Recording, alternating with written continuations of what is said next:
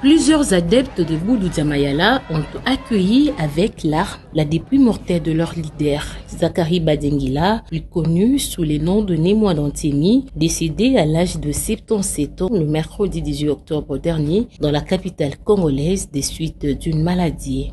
C'est à 21h passées de 55 minutes, heure locale, que le corbillard transportant la dépouille mortelle du leader du mouvement politico-religieux de Bédem s'est posé sur la place Tribune, ex de la cité à Kimpessé, pour une veillée mortuaire avant le départ pour l'Ozi, où il sera inhumé le lundi 4 mars. Après les cantiques de la chorale centrale, s'en est suivi le recueillement de la délégation des membres du cabinet du gouverneur de province, conduite par son directeur de cabinet, Maître Cédric Dianson, en reconnaissance de ses qualités, l'illustre disparu pour le pays.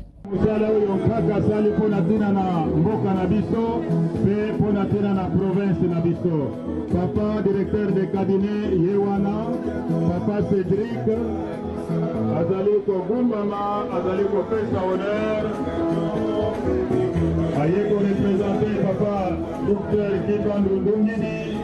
L'ancien secrétaire particulier des Kanka, Mbuta Masangana Parfait, retrace la mission de l'illustre disparu. Kaka nous disait que lorsque quelqu'un meurt, spirituellement, il devient plus fort.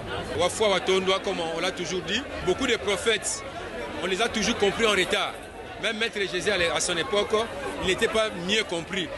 Les gens commencent à comprendre quelle a été la mission de Némoa Dantemi, que Némoa Dantemi a été vraiment quelqu'un qui a été envoyé dans le monde spirituel pour l'Afrique, pour sauver la race noire, pour nous mettre hors d'état de nuire de l'Occident. La Chine est ce qu'elle est aujourd'hui grâce aux enseignements que Mao Tse-tung avait laissés.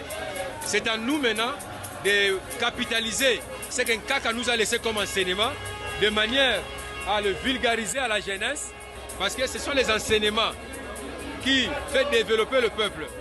Mais il doit y avoir une source. Et notre source, notre force, notre ento, c'est Némoa Dantemi. A noter que Zakari Badengila, alias Némoa Dantemi, a joué un rôle actif dans la politique du pays. Il a été 2 fois député national. Il est originaire du secteur de Mongolwala, dans les territoires des Luozi.